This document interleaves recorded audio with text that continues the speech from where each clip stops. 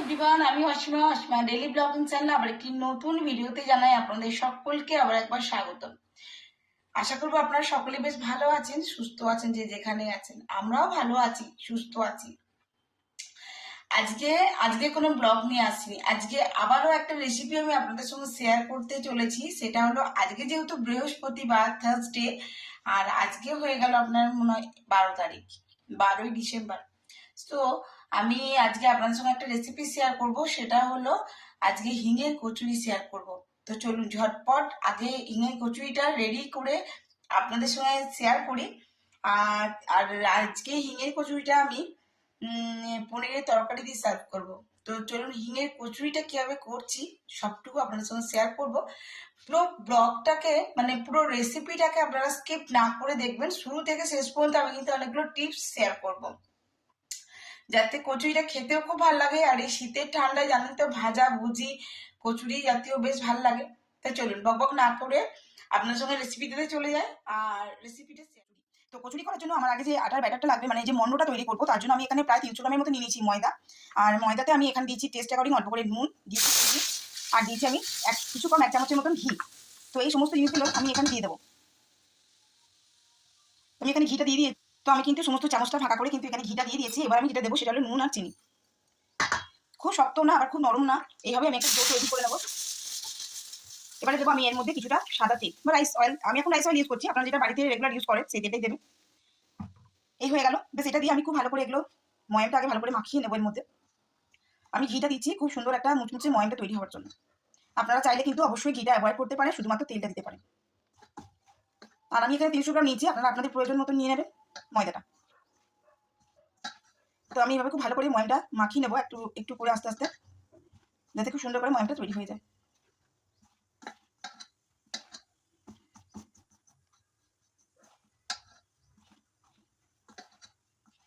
তো দেখুন আমার কিন্তু খুব ভালো করে এখানে ময়ামটা ঘষে ঘষে আমি কিন্তু তৈরি করে দিয়েছি।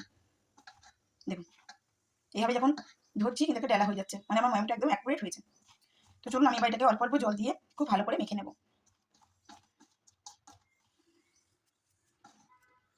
এখানে আমি কিন্তু কোনো উষ্ণ জল নিইনি, দেখুন আঙুলটা চোবানো যাচ্ছে। আমি একদম নর্মাল ওয়াটার দিয়েই আমি কিন্তু এই ময়দাটা মেখে নেব, ঠিক আছে? আর আমি হাতের সাহায্যেই মাখছি, আপনাদের যেটাতে কমফোর্টেবল হবে আপনারা সেভাবেই মাখবেন। তো চলুন আমি ভালো করে মেখে ফেলি আটাটা, মানে সরি ময়দাটা।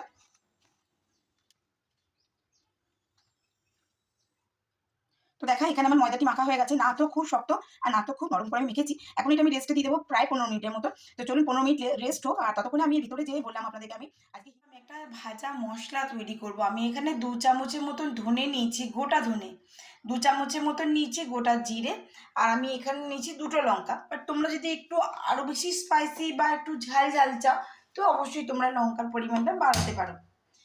তো আমি এখানে দেখো গ্যাস জেলে দিয়েছি, এই যে গ্যাস জেলে দিয়েছি।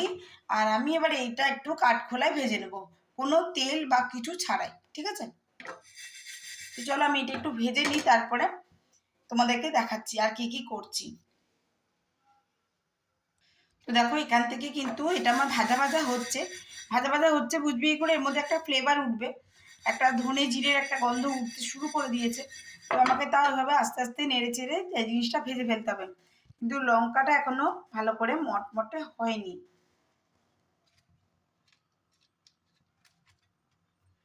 হুম, খুব বেশি আঁচ বাড়িয়ে ভাজলে আবার এটা পুড়ে যাবে, যার কারণে আমি আঁচটা বারবার কমিয়ে দিচ্ছি।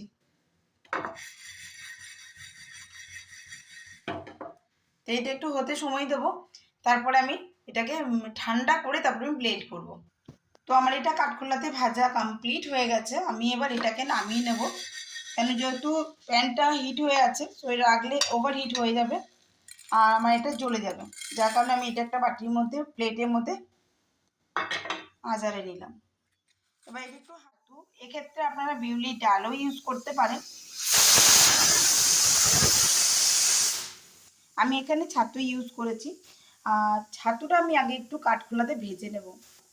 যখনই কাঠখোলাতে ছাতুকে একটু ভেজে নেবেন না, ওর থেকে একটা আলাদা ফ্লেভার উঠবে, আপনার কচুরির স্বাদটা দ্বিগুণ বাড়িয়ে দেবে। আর আমি এখানে ছাতুতে যা যা দিচ্ছি সেটা একবার আপনাদেরকে দেখিয়ে দিই। আমি দিয়েছি টেস্ট অ্যাকর্ডিং নুন, টেস্ট অ্যাকর্ডিং চিনি, আমি এখানে দিচ্ছি একটুখানি আজওয়ান। তো আজওয়ানটা আমার কিন্তু কাঠখোলায় ভেজে রাখা। আর এটা হলো হিং, আমি 8 চামচের মতন হিং দিয়েছি। আপনারা যদি হিঙের ফ্লেভারটা বেশি ভালোবাসেন তো আর একটু দিতে পারেন, বাট বেশি দিলে কিন্তু টেস্টটা খারাপ হয়ে যাবে। তো আমি এখানে জিরেটা, ধনে আর শুকনো লঙ্কা যেটা কাঠখোলাতে ভাজলাম সেটা আমি এখানে ব্লেন্ড করে নিয়েছি। এইভাবে দাঁড়া পিষেছি আমি এইভাবে এটা। আর এটা আরেকবার দেখিয়ে দিই আপনাদেরকে। তো আমি এখানে কিন্তু টেস্ট অ্যাকর্ডিং নুন আর একটু চিনির পরিমাণটা দিয়েছি, আর আজওয়ানটা দিয়েছি। এটা কিন্তু কাঠখোলায় আমার ভাজা, আর আমি হিং দিয়েছি 8 চামচ।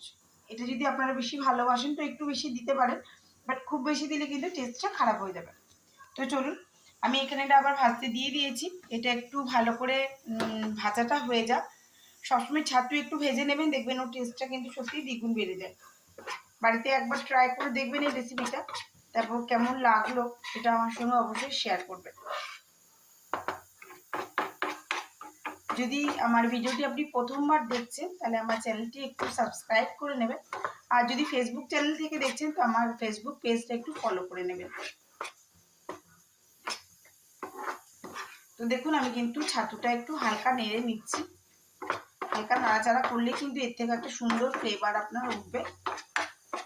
ব্যাস তখনই আমি এটা কিন্তু নামিয়ে নেব। খুব বেশি লাল লাল করে ভাজার প্রয়োজন নেই। দেখুন আমার কিন্তু ছাতুটা একেবারে কমপ্লিট।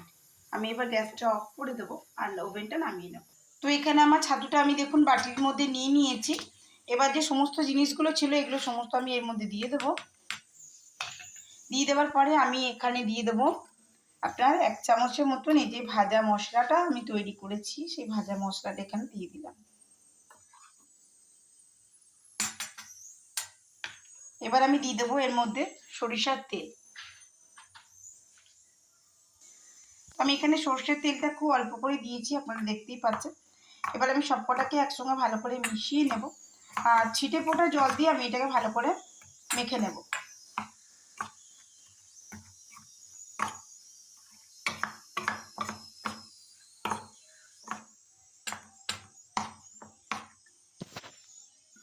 তো অল্প অল্প করে মেকানিকটা একেবারে রেডি হয়ে গেছে, আমি দেখতে পাচ্ছেন আপনি রেডি করেছি। এবার আমি পুরটা ওই তৈরি করে রাখা মন্ডর ভিতরে পুরে দেবো। তারপর এটা অনেকক্ষণ রেস্টে হয়ে গেছে। এবার আমি যেটা করব সেটা এবারে লেচি কাটবো, আর লেচি কেটে আমি পুরগুলো এখানে ভরবো। তো আপনাদের সঙ্গে লেচিটা আমি আগে কাটিয়ে দেখুন। এমনি ময়দা মেখে রাখলে একটু নরম হয়ে যায়, যার জন্য আমি বলেছিলাম খুব সফট করে না মাখতে। লেচিগুলো গড়ে নিয়েছি এখানে। প্রতিটা নেচি আমি সেম মাপেই করবো, একটা লেবুর মাপে আর কি। এই যে তো আমি প্রতিটা নেচি আগে গড়ে নিই, তারপরে আমি ওর মধ্যে পুরগুলো ভরে দেবো। পুরটা খুব সাবধানে ভরবেন যাতে বাইরে বেরিয়ে না যায়, বেরিয়ে গেলে বাজে লাগবে। তো প্রত্যেকটা নেচি আমি আগে এভাবে গড়ে নিলাম। আবারও দেখাচ্ছি, একটা লেবু সমান মাপ আমি করেছি। আপনারা চাইলে বড় ছোটটা নিজেদের মতো করে নিতে পারেন।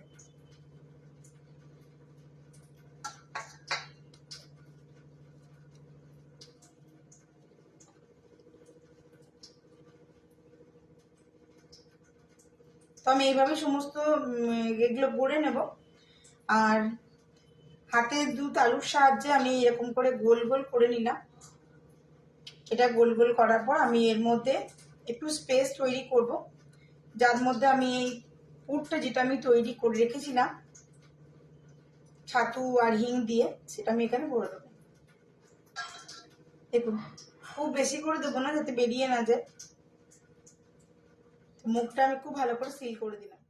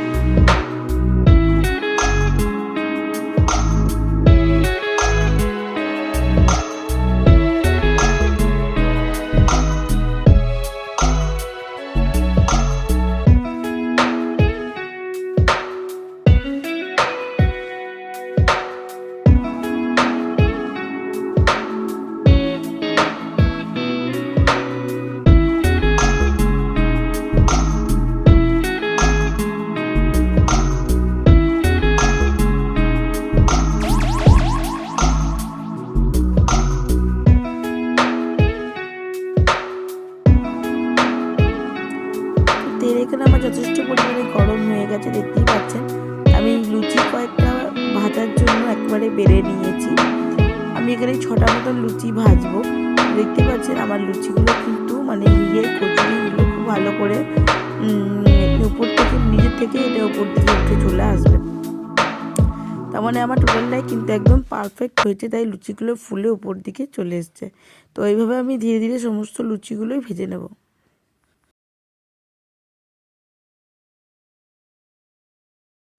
আশা করি দেখেই বুঝতে পারছো যে হিঙের কচুরিগুলো কতটা সুন্দর হয়েছে দেখতে। তো বাড়িতে অবশ্যই ট্রাই করো, কেমন লাগছে সেটা অবশ্যই সকলের সঙ্গে শেয়ার করো, কিন্তু আমার সঙ্গে একবার কমেন্ট বক্সে এসে শেয়ার করো।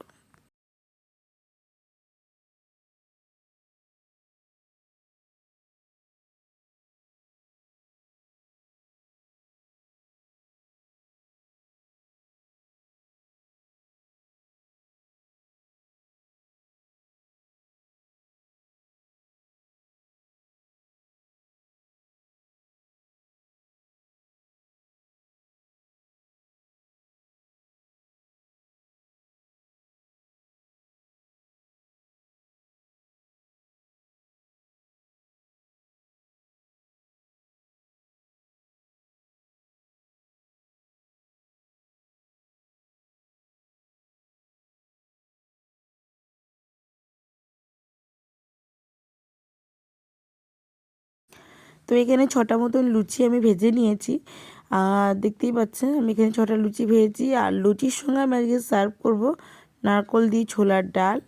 আর এখানে করেছি মটরশুঁটি আর একটুখানি আলু ফুলকপি দিয়ে পনিরের তরকারি।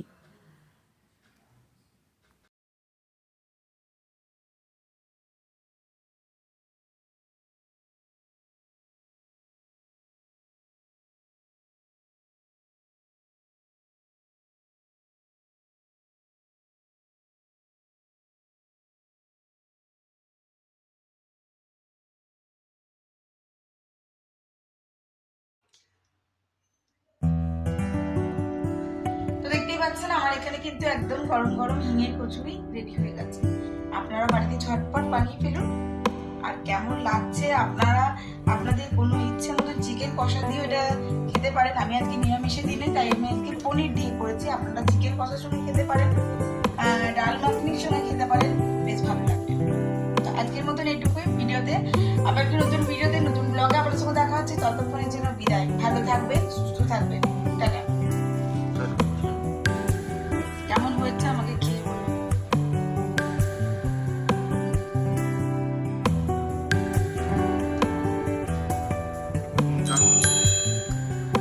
তো আপনারা বাড়িতে অবশ্যই ট্রাই করবেন এই হিঙের কচুরি রেসিপি।